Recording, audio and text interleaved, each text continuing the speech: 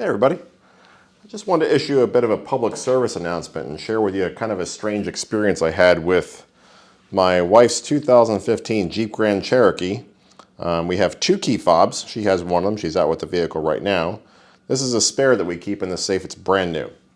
Why am I telling you this? So recently she was telling me, hey babe, my key fob doesn't work. The car doesn't unlock. So every time I try it, of course, it works. But then there came a time where it didn't. So I swapped the battery, and then it worked for a little while. Then back she came. Babe, the key fob's not working. I try it, doesn't work. Try it again, doesn't work. Go right to the vehicle, I try it again, doesn't work. These buttons do nothing. So what I did is I pulled the battery out, which is pretty simple on these. You take the key, there's a little groove right here, and just use the key to pry the case open, just like that. And there's your battery. It's a CR2032, pretty standard. So check the voltage in the battery. The battery that I'm speaking of right now is gone, and that should give you a clue as to what the problem is. Battery voltage was 3.05 volts. These are 3-volt batteries. I'm thinking to myself, no problems. This battery should work fine. Put the case back together, snap it together, and guess what? It works. So I'm thinking, okay, weird, flaky issue. Maybe there's some weird issue with the fob. So I tried the other one does the same thing. Typically what I would do is I would try this procedure at night. I test it, make sure it works. It does. And by the morning, no response from either key fob. Pretty weird. So I'm thinking weird electrical issue in the vehicle now. I was looking online. I found some bulletins from Chrysler about the radio frequency hub. It looks like there's a software update out there for it. And even some people online were reporting similar issues with their key fobs. But they were reporting slightly different issues. They were reporting this fob, even when in the vehicle, it would say key fob not detected. Hers wasn't doing that, just the buttons didn't work. So kind of strange.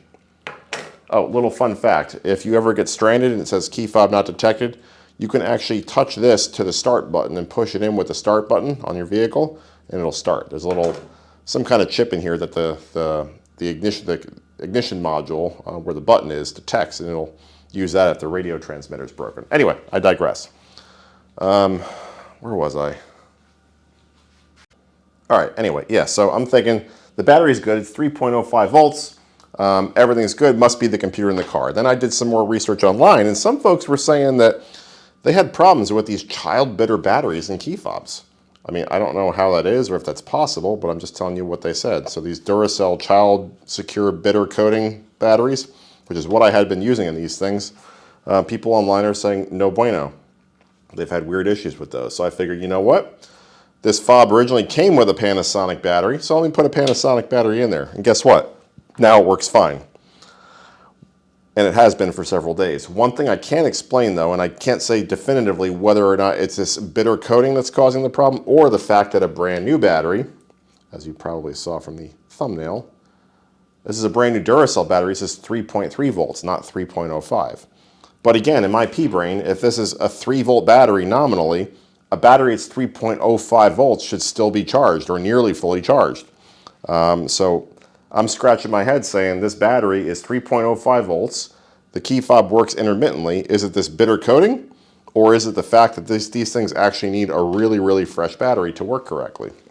The vehicle in theory supports low battery level notification for the fob, but we never got a low battery alert. So I'm kind of leaning towards these child secure batteries with that bitter coating. Maybe if it sits in there for a long time, I don't know. I mean, if anybody knows for sure, please share. But certainly if you're having any weird intermittent issues with your key fob where the buttons don't work after a certain amount of time, even if your battery is testing over 3 volts, try replacing the battery.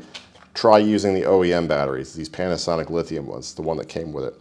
I swapped out this battery about 4 or 5 days ago. Have not had a single issue with it since then. So anyway, I hope this information helps somebody. Please thumbs up the video if you liked it. Stay safe. Thanks for watching, everybody. Oh, and please subscribe.